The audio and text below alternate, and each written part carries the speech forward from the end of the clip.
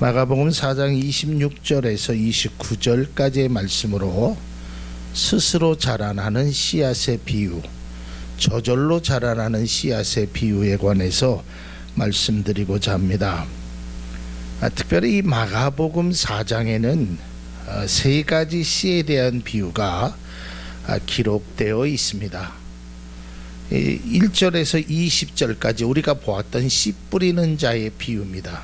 어떤 사람은, 어떤 씨는 길가에, 어떤 씨는 밭에, 돌밭에, 어떤 씨는 가시밭에, 이제 그 비유가 나오고요. 그 다음에 30절에서 32절까지는 우리가 보았던 겨자 씨의 비유가 나옵니다. 그러니까 이 씨에 대한 비유가 이 마가복음에는 다 이렇게 압축적으로 여기에 나옵니다. 그리고 오늘 본문에 4장 26절에서 29절까지의 스스로 자라나는 씨앗의 비유라는 것입니다. 이 세 가지의 비유에 그 공통적인 특징이 좀 있습니다. 그 첫 번째 특징은 스스로 자라난다라는 사실입니다.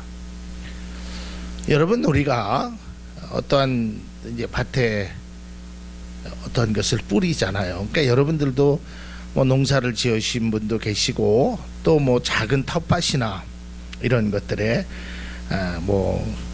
상추를 때로는 씨를 뿌리는 사람도 있고 모종을 하는 분들도 계시죠. 근데 이거를 뿌리면 내가 좀 자라게 해야겠구나 해서 자라나는 게 아닙니다.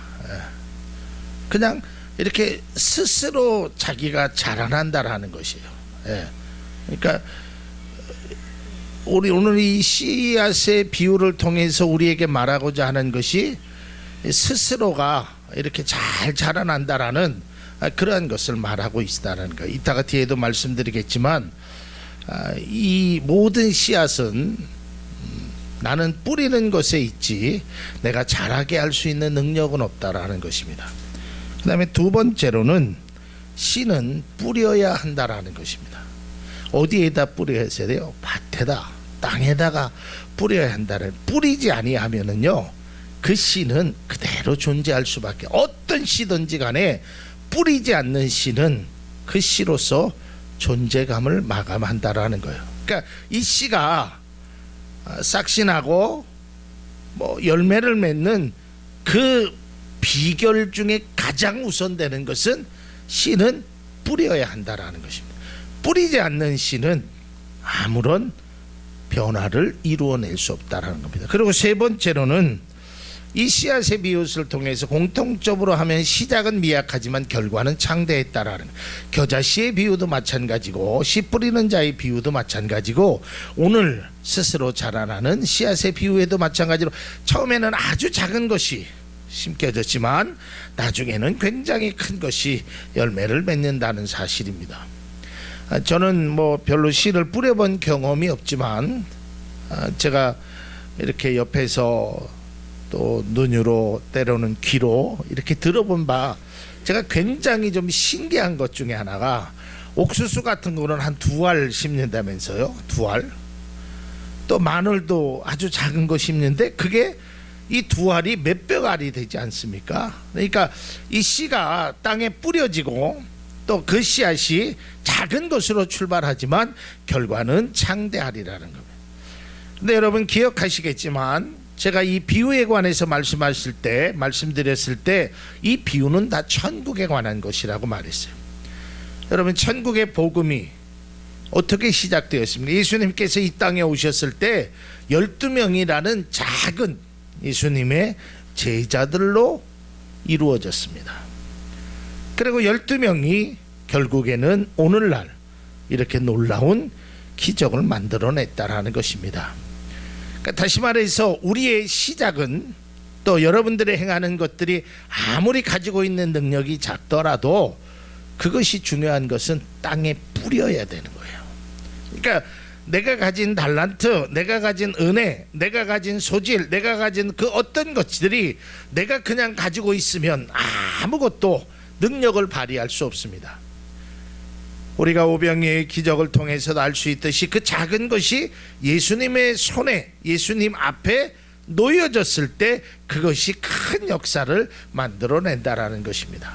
그래서 이 씨앗의 비유를 통해서 여러분들의 시작은 미약하지만 결과는 창대한 귀한 은혜가 여러분 가운데 있어지길 바랍니다. 자, 근데 오늘 비유의 말씀은 좀 굉장히 좀 난해합니다. 오늘 비유의 말씀은 마가복음에만 유독 나와 있는, 딱 마가복음에만 기록되어 있는 내용인데요. 이 내용은 굉장히 간단합니다.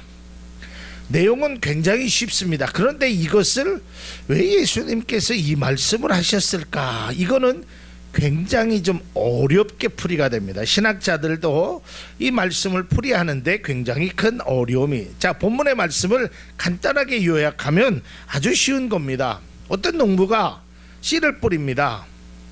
밭에 나가서 씨를 뿌리고 나서 이 싹씨 나고 자라는 동안에 어떻게 됐는지 아무것도 모른다는 겁니다.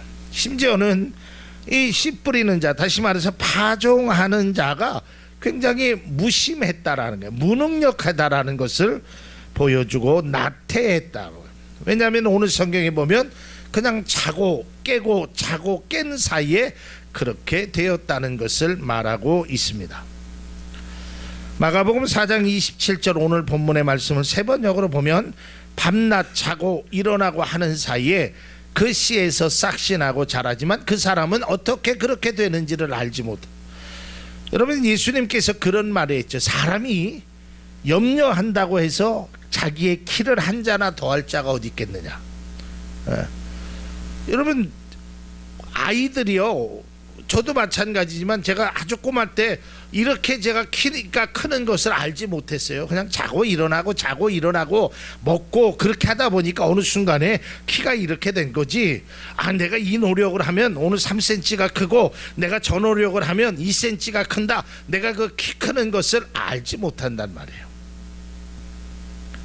농부가 아무것도 하지 않았습니다. 그저 씨를 뿌렸을 뿐입니다.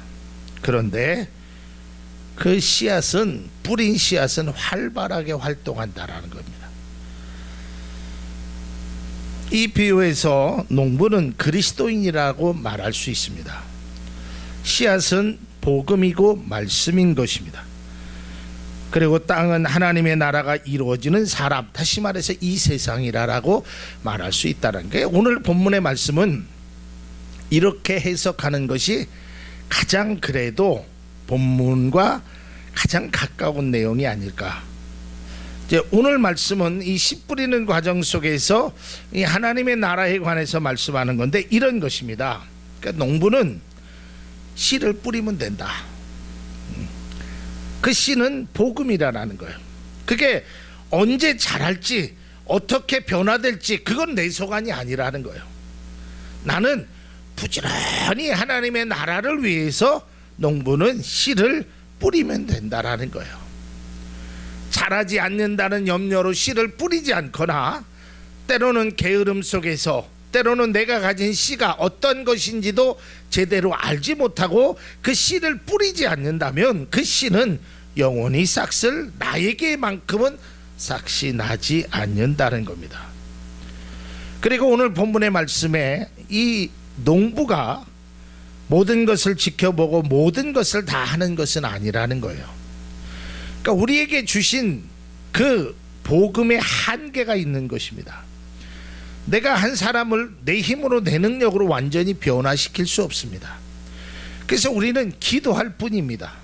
우리는 복음을 전할 뿐이고, 우리는 말씀을 전하고 내가 할 수 있는 범위 내에서 내가 최선을 다하는 겁니다. 그러니까 농부는 가장 먼저 씨를 뿌려야겠죠. 그리고 밭을 가꾸고, 예를 들어서 좋은 비료를 주고 때로는 풀약을 주고, 이건 농부가 할 수 있는 일이지만 잘하게 하는 것은 내가 하는 게 아니에요. 여러분, 그런 노력을 한다고 해서 그것이 다 잘하는 것이 아닙니다. 가끔 이렇게 TV에서 보면 뭐 요즘 아이들은 뭐 그래도 키가 많이 크잖아요. 근데 그래도 이게 이제 성장하지 못한 아이들을 위한 그 약을 선전하는 경우가 있습니다. 그러니까 이 약을 먹으면 뭐 또 우유를 마시면 뭐를 하면 이거를 하면 뭐 키워준다고 얘기하지만 글쎄 그런 노력을 하지 않는 것보다 하는 것이 좋죠. 그러나 그렇다고 해서 그 모든 것이 그의 뜻대로 되지는 않는다는 겁니다. 그래서 결국은 인생은 고백하기를 인생은 하나님의 주권하에 있다는 사실을 우리가 고백하며 살아가야 될 줄로 믿습니다. 그러니까 내 힘과 내 노력을 하지 말라라는 이야기가 아닙니다. 나는 부지런히 어떠한 것을 해야 되지만 결국에는 모든 삶의 주관자이신 그분이 행한다는 것을 우리는 믿음으로 고백할 수 있기를 바랍니다. 제가 이 말씀을 준비하면서 전에 우리 안수 집사님이 불렀던 그 온 땅의 주인 되신 그 찬양을 몇 번 들어보았습니다. 그 찬송의 그 가사를 보면 결국은 내가 아닌 나로 인함이 아닌 주께서 하신다는 겁니다.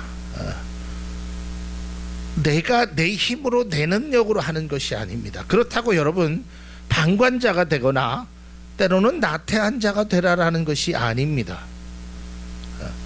내가 자녀를 위해서 또한 가족을 위해서 또한 나에게 주어진 것을 위해서 내가 열심히 행해야 됩니다. 그러나 내가 한다고 해서 그것이 잘 되는 것은 결코 아니라는 것입니다.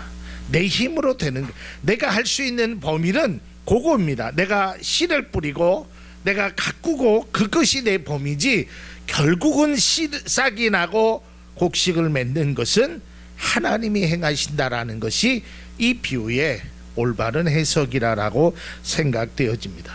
그러면서 하나님의 나라에는 이런 신비로움이 있다라는 것입니다.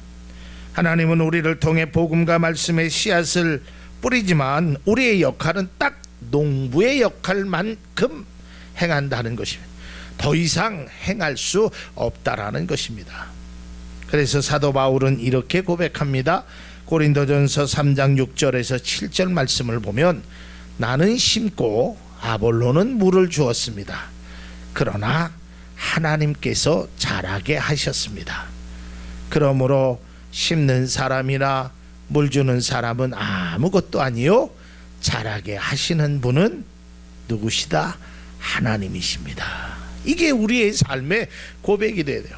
그러니까 직장에서도 내가 열심히 일해야 되고 학교에서도 학생이 공부를 열심히 내가 할 수 있는 최선의 것을 행해야 돼요. 또 부모의 입장에 자녀를 위해서 극진하게 자녀를 위해서 기도해야 돼요. 그러나 여러분 인생에는 모범적인 정답은 없습니다. 저 사람이 그렇게 한다고 해서 내가 그렇게 한다고 그렇게 되지 않는다는 거예요. 물론 노력해야 되고 땀을 흘려야 되고 정직하게 살아야 되지만 결국 온 땅의 주인 되신 그분이 전능하신 하나님이 나의 삶을 나의 가족을 지켜주셔야 되는 것이지 그게 내가 아무리 노력하고 아무리 행한다고 해서 그것이 되는 것이 아닙니다. 세상은요 참 기가 막힐 일들이 참 이해할 수 없는 일들이 너무 많이 일어납니다. 설명할 길이 없어요. 세상의 사람들은 때로는 우연이라고 하고 세상의 사람은 때로는 악연이고 인연이라고 얘기하지만 이 땅의 주인 되신 하나님의 주권 속에서 우리가 살아갈 수밖에 없다라는 것을 우리는 고백해야 하는 것입니다. 그래서 우리는 농부가 곡식을 자라게 하는데 모든 일을 행한 것 같이 하지만 그것이 아니라는 거예요. 내가 성공한 것도 내가 지금 이만큼 사는 것도 내 힘이지 내 능력이지 천만의 말씀입니다. 여러분 믿음의 사람의 고백에서는 하나님의 은혜요 하나님의 사랑이었다는 것을 우리는 잊으면 안 되는 것입니다. 자라게 하시는 분은 하나님이고 나는 밤낮 자고 일어나 보니까 이렇게 되었다는 하나님의 은혜가, 그것이 하나님의 나라에 대한 비밀이고 복음의 능력이라는 것입니다. 그래서 믿음의 사람은 이렇게 고백하는 것입니다. 하나님의 나라는 하나님이 이루십니다. 하지만 하나님은 우리를 씨 뿌리는 농부로 부르셨습니다. 그 놀라운 일에 참여케 하시고 그 놀라운 열매를 우리에게 주셨습니다. 그저 나는 씨를 뿌리고 가꿀 뿐입니다. 이것이 모든 그리스도인들이 가져야 될 마음의 자세라는 것입니다. 내가 어떻게 할 수 없습니다. 그리고 오늘 본문 말씀의 결론이 뭡니까? 때가 되면, 이제 곡식 때가 되면 낫을 된다라는 것입니다. 결국에는 마지막이 분명히 있다라는 것입니다.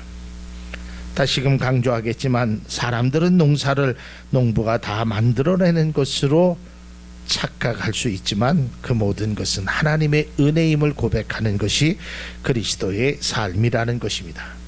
농부는 단지 열심히 최선을 다해서 그 일을 행하는 거예요. 그것이 바로 우리의 사명인 것입니다. 오늘도 이 땅에 하나님의 나라는 자라고 있습니다. 복음의 씨앗은 심겨주고 있습니다.